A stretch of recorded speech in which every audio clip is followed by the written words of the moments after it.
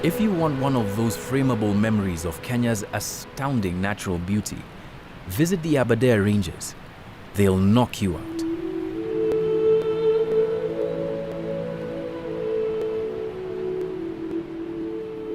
But like many other things in Kenya, its beauty and the usefulness of the rivers that spring from here shouldn't be taken at face value.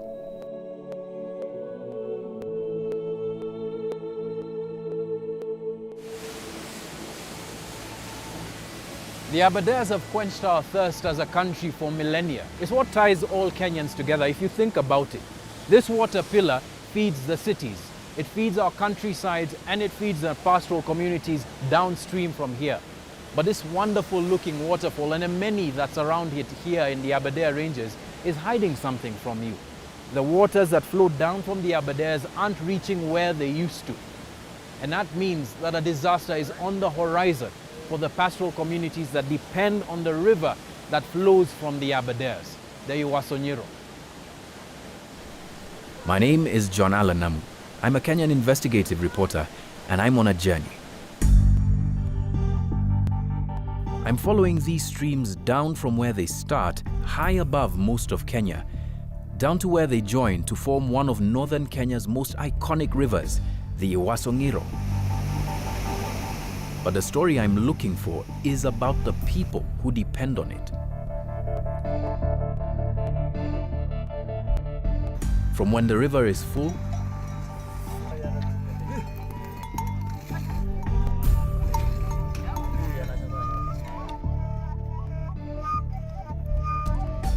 to the beginning of the worst drought in 10 years. I want to understand the story behind the drying up river and the conflict that comes when the river ends. I will fight with a panga, with a spear, with my own teeth. No day I will live here. And I have told my sons, who are 7, none should leave this place. They should better perish because I got them from this soil and I'll have to fertilize this soil again.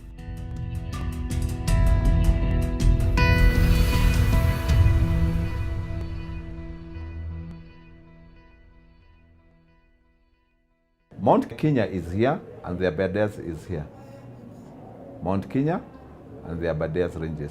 Where we have got these water towers, okay, is where already the cloud system are based, okay? And remember, these are the regions which are feeding the whole of this region, and even they feed Lake Victoria. And some of this water also feeds to the Indian Ocean, okay? So in the absence or in the presence of the climate change, and things now change here, they will certainly change the lifestyle of virtually everybody in this area. Between the months of October 2016 and April 2017, all forecasts have shown that Kenya will be in the middle of one of the worst droughts in almost 10 years. But because it's hot now, many of us Kenyans will have forgotten that just a year earlier, this was one of the wettest periods in almost a decade. We were in the middle of El Nino, a weather phenomenon characterized by very high amounts of rainfall. In particular, if you look at the El Nino phenomenon, we know that we had an El Nino phenomenon in 2015, and that was as strong as the one we had in 97 and 98. These are two very strong El Ninos. So what we're now seeing, we're seeing the tail of that. We had a failure in the short rains last year, and it is very likely, I think the forecast is that the long rains will also be affected. It is part of the phenomenon. For a long time now in Kenya, we've seen reports of the effects of drought in some of the driest parts of our country, which is over 70% of Kenya's landmass. Rainfall levels in December were too low to reverse the dry spell in counties. A devastating drought is swirling through the northern, southern and eastern parts of the country. What is being described as the worst drought to hit the country since 2011. In September 2009, during the last La Nina period, I reported on one effect of drought: violence. A serious inter-clan conflict over pasture in what is now Isiolo County, Kenya's geographical center and a gateway to the north. It always bothered me that beyond going to the battleground then, I never really heard the stories of those fighting. I've come back exactly 8 years later. This time around, to hear the stories of the people who over the course of the drought's unfolding will be the hardest hit by extreme weather.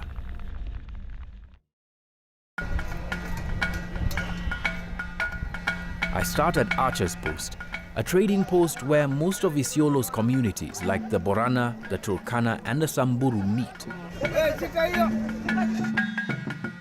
It's a livestock market day.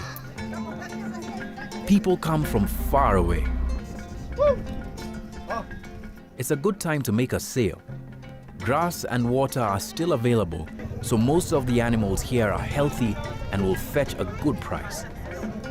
But this is the tail end of the good times. Already, water levels in the Owasongiro River are looking quite low. I want to hear what local herders are thinking about the times ahead.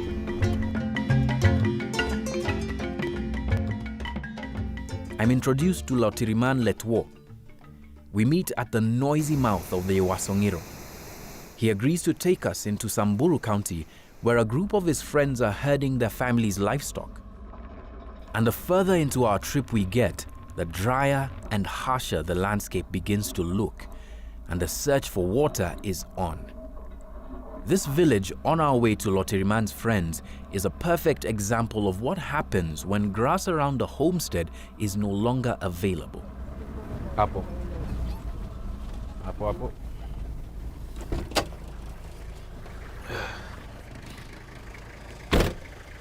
Nalparemo Salenyi's husband is already out with their family's herd. Vipi? Salama eh? Mambo. Haya, tunaweza enda sasa. Haya. Tanionyesha ni wapi?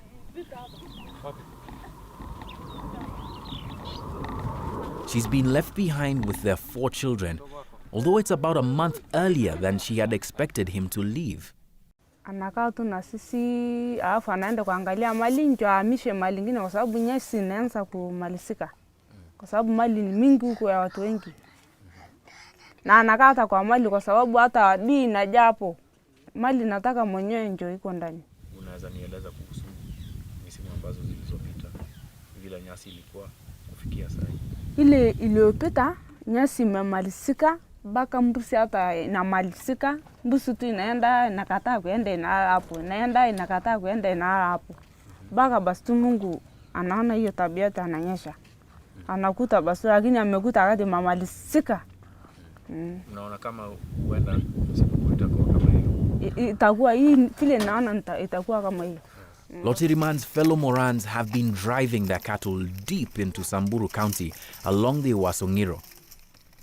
Back in Nairobi, hydrologist Dr. Sean Avery, who's been studying Kenya's water systems since 1979, told me why they'd be going in this direction. This is a picture of the basin, which you're familiar with, showing the Lorien Swamp. And this is a magnet because when you look at the basin there and you see where the water goes, in the dry periods, traditionally, the Samburu have always moved into areas where there's pasture. These areas here collect water from the Matthews Range, from the Ndotos, from the Milgaslugga, from the Wasangiro as well, but a lot of it comes in from these other areas. So that basin there is a basin which all these pastoralists know about. They come down from the north, they come from all directions to exploit those resources. Around here. The Owasongiro feeds into a large catchment area north of Isiolo called the Lorien Swamp. For hundreds of years, this area has been a grass bank for the Samburu, the Borana, the Somali and the Turkana communities, and the Owasongiro feeds this grass bank. But at this time, a lot less water from the Owasongiro is feeding into it. Actually, if you look at Owasongiro River, the volumes of the Owasongiro River over the years has been actually going down or going low. This is because of one, there has been poor what we call, say, drainage in terms of feed, because this WarsYou2Audio River depends on the other feeder rivers. Yeah. But if it does not go there, it means actually death. It takes us nearly a day's driving to get to Lotiriman's friends. For any herder, this would be a sight for sore eyes. Healthy herds in their hundreds.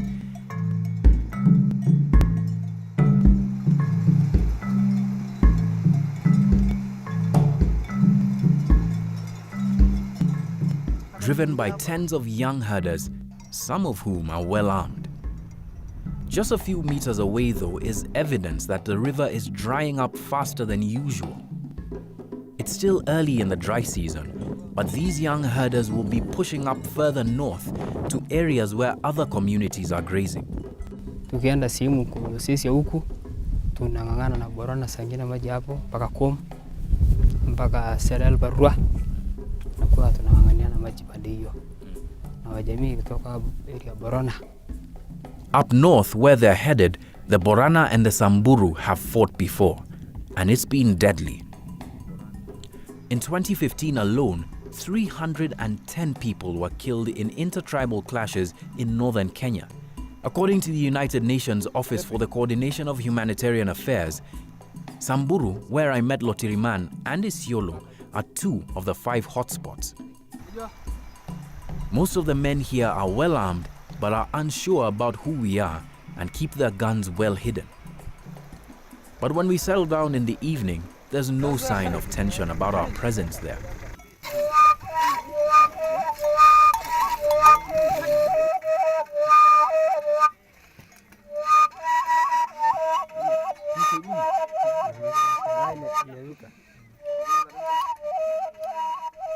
Dinner is prepared in a flash, and we all get to eat after the head of the group of these Morans, Juma Leshekwet, gets his share.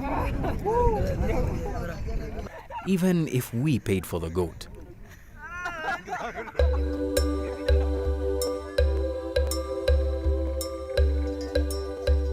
At dawn, everyone is up and ready to go again.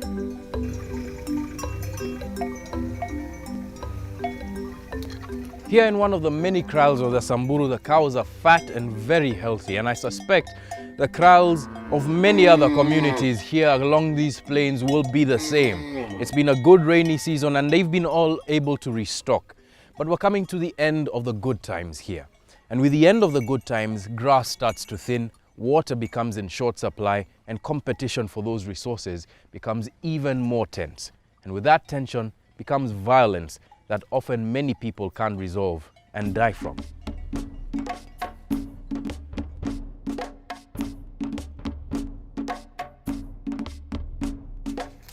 These Morans will graze their herds here a little longer before pushing up northwards towards Borana territory. Juma, the Moran's leader, knows that diplomacy will be very important as they go forward. Tukubaliana tunaenda kwa kwanza baada ng'ombe hajaenda hapo wajamaa tunaenda kwa hii bor mpaka tunaenda hapo tunaomba hapo. Kuna ni kama kuna uhasama kati yenu na Borana, kuna shida gani? Sisi na Borana tunapigana tu kama tunashinda sahi kama mwaka moja, mwaka ingine ya pili tunapigana hivyo tu. Ni kwa nini juu ya malisho ama ni? Juu tu ya malisho.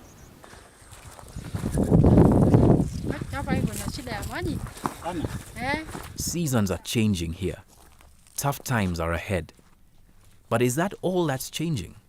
If one looks at the population statistics for Kenya, one of the things that is very striking is that the population growth rates in the drylands is much higher than anywhere than the national average in the country.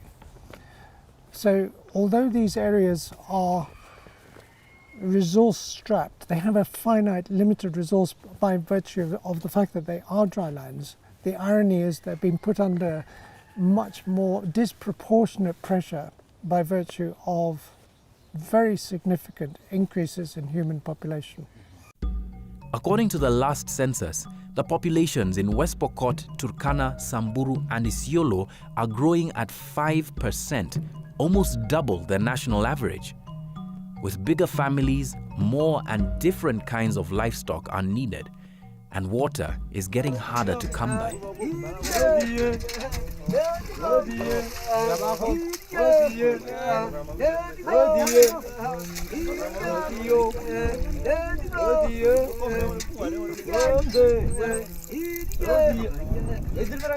I leave Juma Leshekwet and his boys walking into an uncertain few months ahead as they wait for a rainy season that forecasters have said will be delayed.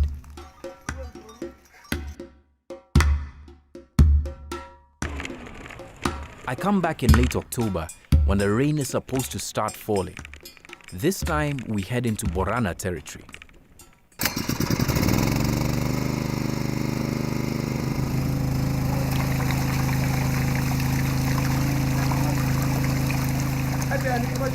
We start at a shallow well in Kina. There's nothing shallow about it anymore. With the rains delaying, people have to go deeper and deeper to get water. Na hii inaitwaje? Hii jina yake. Jina yake? Dalaj. Dalaj. So kama kiangazi itaendelea na mtapata mvua, unatarajia kama mvua? Itakwenda. Mingi. Itakwenda. Haj Goresi's cattle are getting thinner, but he's holding out hope that the rains will fall soon. We're deep into October at this time, 2 weeks past the estimated period when the rains were supposed to fall. It's the turn of his cattle and goats to drink at the trough. With so many people here hoping to keep their animals alive, everyone has to respect order. And it's order that Haj hopes will keep communities from fighting. A respected elder here in Kina, he's been part of the team that negotiated the Modogashe Declaration, an agreement between the communities living in Isiolo about where to graze. Sasa hawa edha wamebanga hii ardhi wametenga pali tatu. Hii ardhi ya Kina wametenga pali tatu. Iko wakati ya mvua imetengwa bande hii, na kuna hapa katikati imetengwa wakati ya jilali ya kawaida. Jilali ya kawaida. Najua saa hii ni jilali ya kawaida tu. Ya saa hii. Tukipata mvua ni jilali ya kawaida. Lakini tukikosa hii mvua ndio hatari. Sasa kuna wakati ya jilali kama hii tumebanga. Na tumebanga tena wakati ya ile jilali mbaya ile jilali mbaya kabisa, hatari kabisa. Tumetenga bande hii ya karibu na Mero, mpaka yetu na Mero hapa katikati. The declaration isn't holding very well. We're already hearing murmurs about some cattle that was stolen, and no one's taking any chances.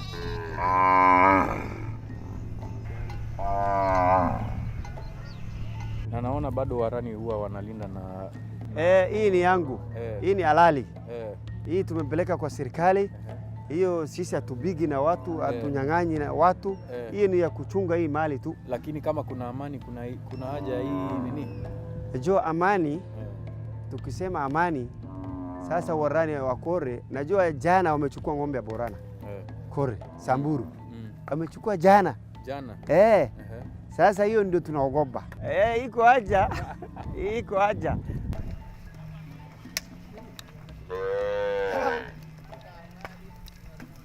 Haj had to drive his cattle 17 kilometers just to get here.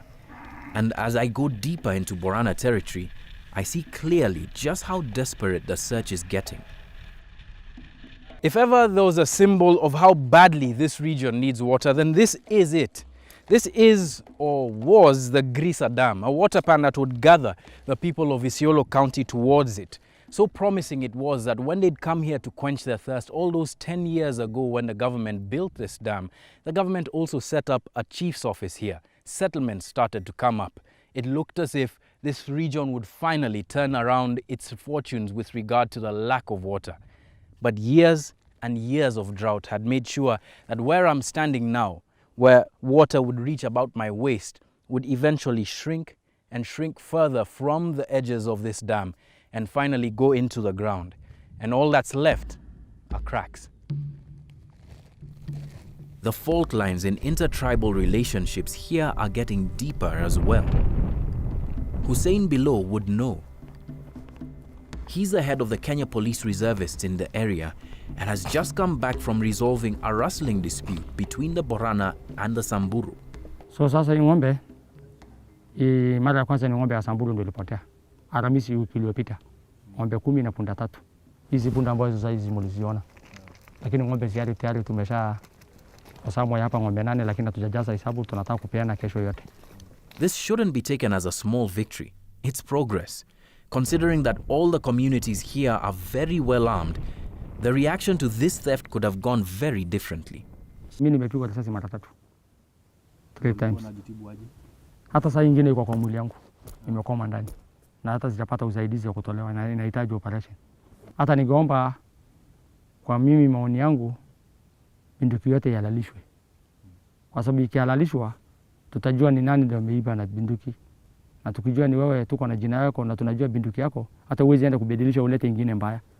Kwa sababu namba serial number imeandikwa, kila kitu imeandikwa, tutakukamata. Na inakuwa rahisi kucontrol. Hussein is often at the front lines of clashes between communities, trying to separate them when things get violent. He points us in the direction of a place where mediation came too late. She had no livestock, no goat, no cow, no camel. She had nowhere to go.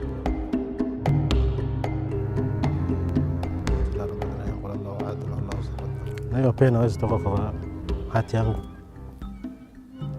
mpaka nikufe.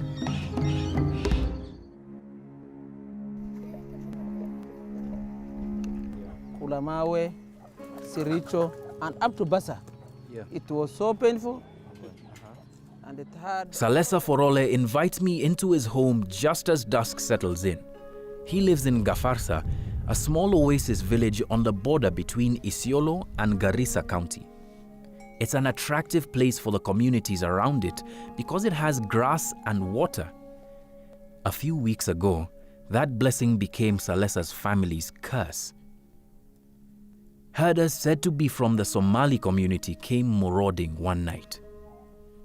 Salesa's 82-year-old mother and his 11-year-old nephew were the first ones they found in their path. Now, while they are men of my age, men who are younger than me, who can be part of the conflict, are there, they killed a mother of 82.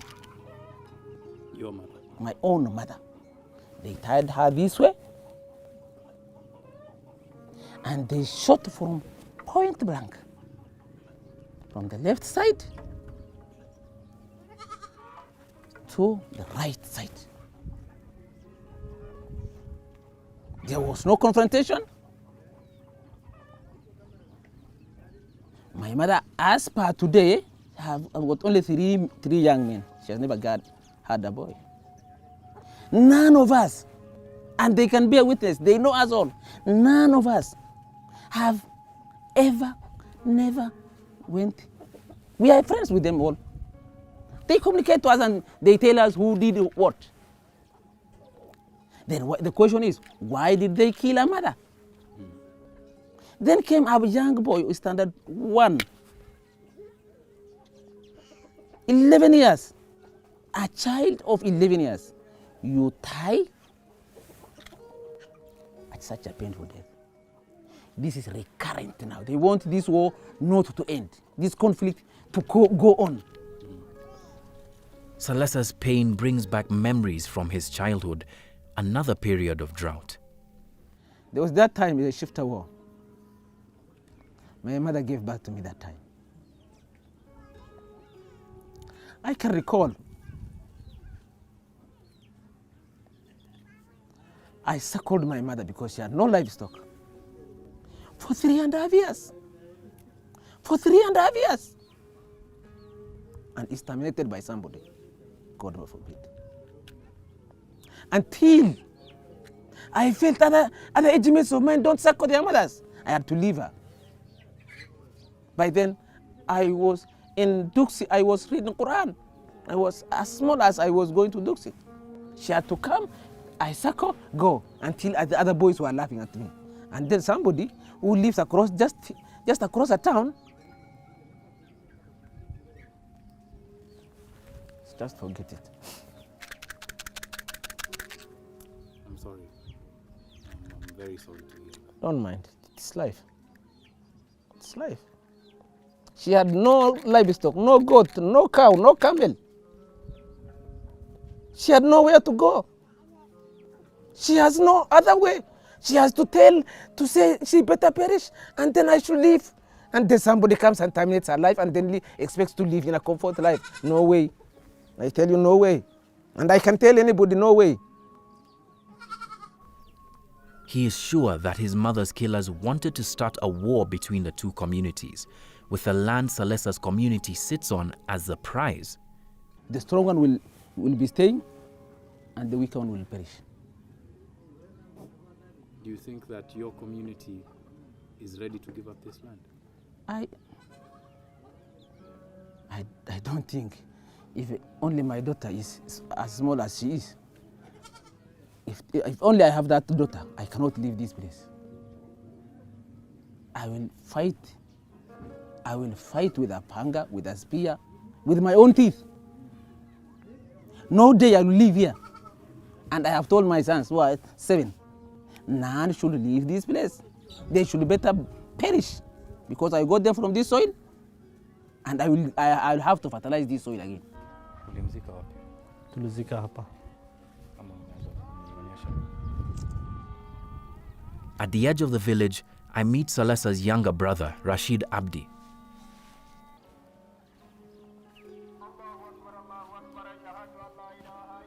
Nikabura kijanangu na nikabura mamangu. Call to prayer sounds just as we approach his mother and his son's graves.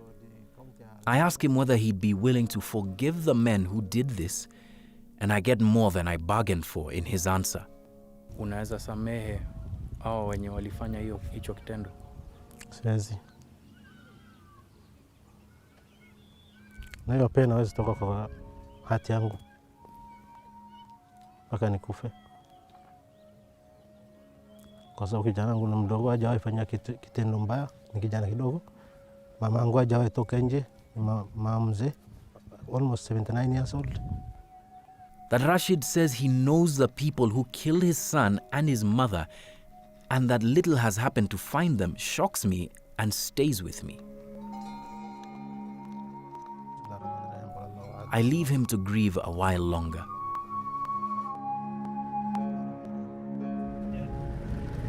It's been a very confusing day for me, where on the one hand you hear reassuring stories about how communities can come together to resolve things. But then we just come from the homestead and the graves of 2 brothers who've lost a mother and a son, all in the space of one evening when another community attacked them. And it just shows you that the culture of ethnic domination, of violence, especially around the issues of land and of grazing pasture, are still very deeply ingrained in the communities here. Those deaths, I don't think, are going to go unpunished, at least from the point of view of that community. And that's what worries me.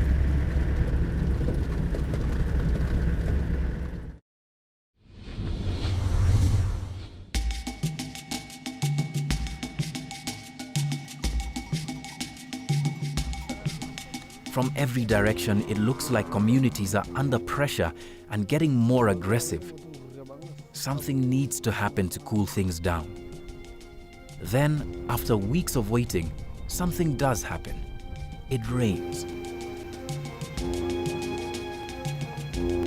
Back in Isiolo, on the second day of the rains, I pull Lord Manlel Kalkuli, the head of the Drought Management Authority, outside so that we can experience the first drops of rain in this region, late as they are. Shouldn't we be happy? I mean, this is what, the second day that we've seen rain back here. Yeah. Shouldn't we be happy that this has now come?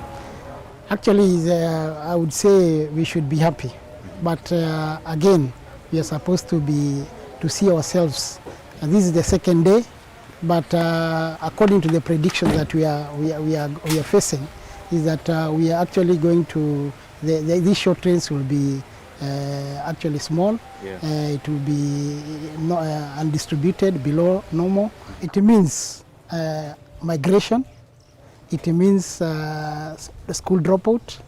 It means poor conflict. I leave town hoping against hope that by the time that I come back, somehow the rains will have washed away any prospect of violence.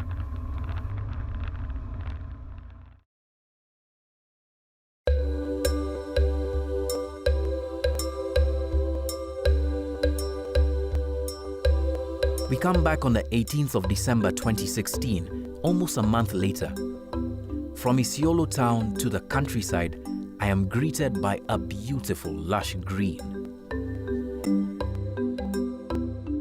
Green shoots of grass have replaced the dust coat that the county was under less than 30 days before. Everything seems to be right again. But with forecasts being what they were before the rain fell, I go back to the drought management office to check with Lord Man. What our worry is that even normally, the long rains, that is the March, April, May, are not very good rains. Normally we don't expect a lot in this region. What we normally expect a lot and people rely on it is the October, November rains. But definitely it means that the March, April, May rains will be even below normal. The levels of WarsYou2Audio currently is very low compared to what we could say the normal. How many kilometers from where it's supposed to drain is it draining now? Currently it's actually draining even over 80 kilometers before where it's supposed to actually the Lorian swamps. It's not good news. The rains were so badly needed here.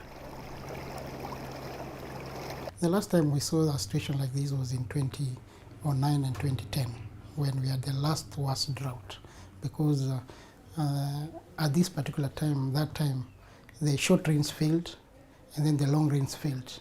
So we had a very bad situation, and it was also accelerated by conflicts. Going back into the field, I have to remind myself that the lush colors I'm seeing could be gone very quickly. And everyone needs every drop of water they can get. My first stop is at the Grisa water pan. When I was here last, it was dry as a bone. When we last came here at the height of the dry season, it would be hard to imagine that this Grisa dam would ever fill up with water. In fact, I was standing somewhere around over there where that stone has just splashed into the water. And now life is returning to this dam. There's donkeys coming to drink water here and people bringing their tanks to be able to fill them up and survive another day in this harsh climate. But one has to wonder whether indeed this really is the level that should be represented here at the dam. What I'm told by residents is that it should be somewhere around here after a rainy season. But a shorter rain season and longer drought spells have ensured that things aren't quite the same as they used to be 10 years ago.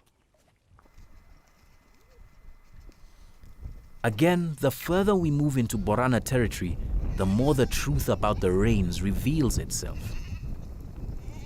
These herders have been walking for 50 kilometers. It's absolutely sweltering. The goats can smell the water we are carrying in our car, and soon we are surrounded.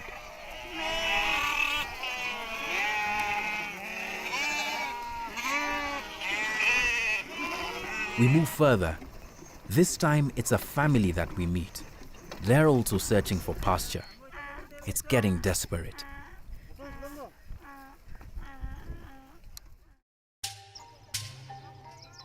The National Drought Management Agency says that this drought has put at least 60,000 people at risk of starvation just here in Isiolo. And aid agencies are trying to fill the gap. Here at Balambata, villagers are getting one additional ration of food in preparation for the drought to come. On my mind, though, is the conflicts that this pressure causes.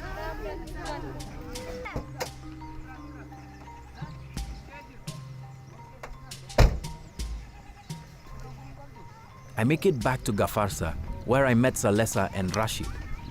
Rashid's mother and his 11-year-old son were murdered by pastoralists from another community. He's still bitter. Ushafikiria kuwasamehe hao watu? Hapana. Kuna siku na tarehe. Kwa sababu mamangu hajawahi kwenda mahali ingine kufanya kitendo mbaya. Kijana wangu ni kijana kidogo class 4. Anayata hiyo mafikira. Ni innocent tu, anatembea tu kwa shule yake tu. Weekends tu ameenda kwa mama huko.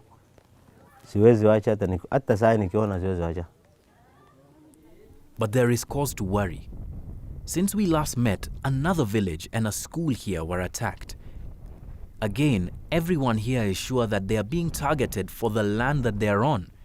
And from what I've seen, the violence seems to be working. When you think of the words climate change, you often think about a rise in the temperatures. And if you were standing where I'm standing right now, you'd be right in assuming that that's the exact answer that encapsulates everything to do with the changing weather patterns that we're living through right now. What people often don't think about are emptied out villages such as this one in Belgesh, here in Isiolo County. People lived here once. These are where families cooked for one another. This is where neighbors borrowed salt from one another. And now nobody lives here because of conflict between communities. People often don't make the distinction between the conflicts on the ground and the changing weather patterns in which they live in and the environment in which they live. One would have to ask oneself, if this was caused by climate change, where are they now?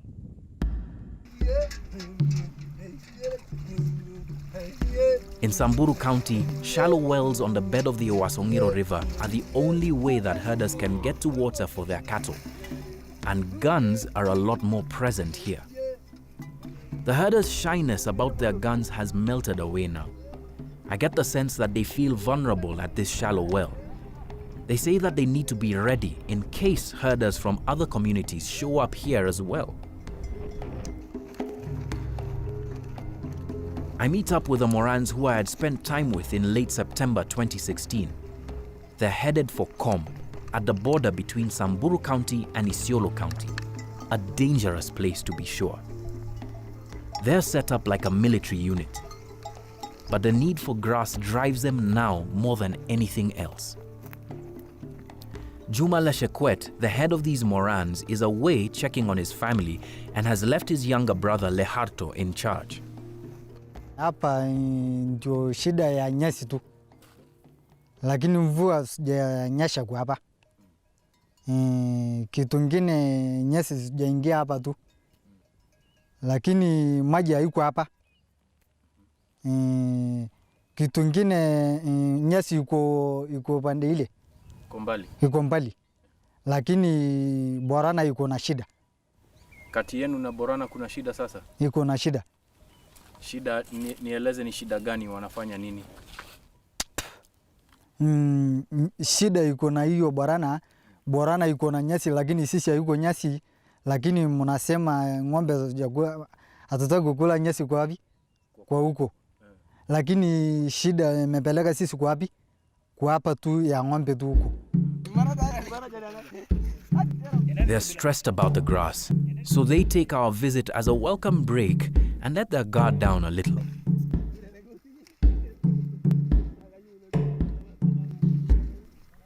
We take one last photo together, capturing that moment in time before a very uncertain period in their lives.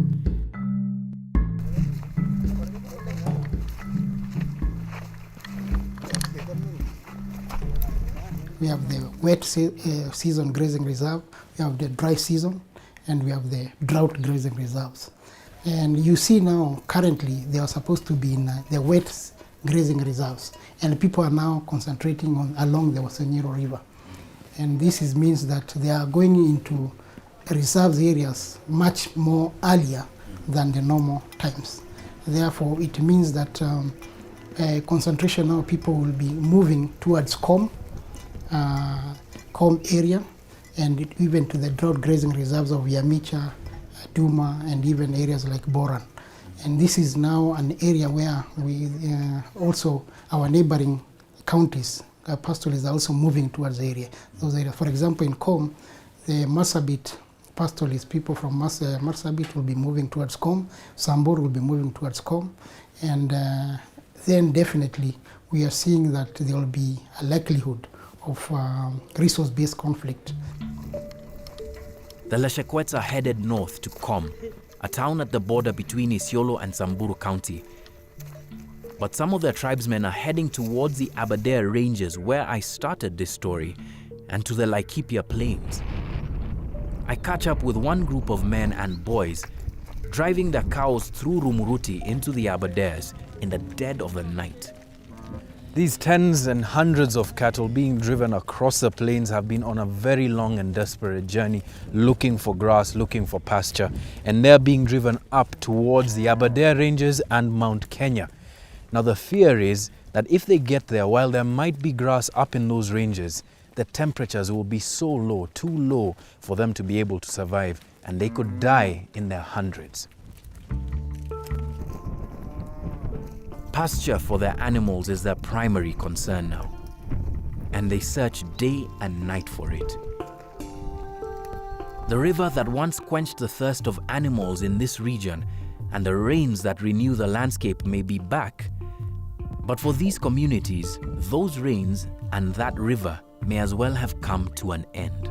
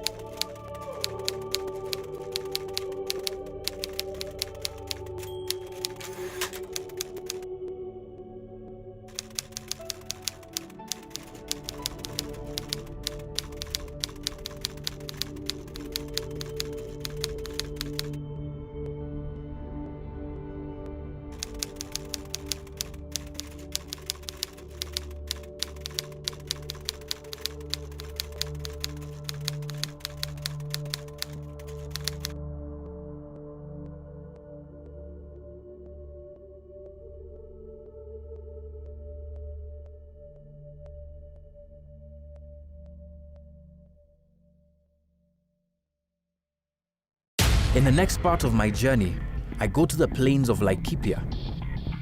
I see the cost of conflict firsthand. One driven by drought, a fight for land set up since the colonial days, and bitter politics of a coming election. This government is targeting, it wants to finish us. We're headed down to Majianyoka, and we're the first ones who, outside of the staff of the Laikipia Nature Conservancy, have been allowed to go anywhere close to the place that was burnt just a few days ago. And to be honest, I'm a little nervous because we don't know, given there's a lot of security here, but we don't know how close or how far the raiders are. And it's dusk right now.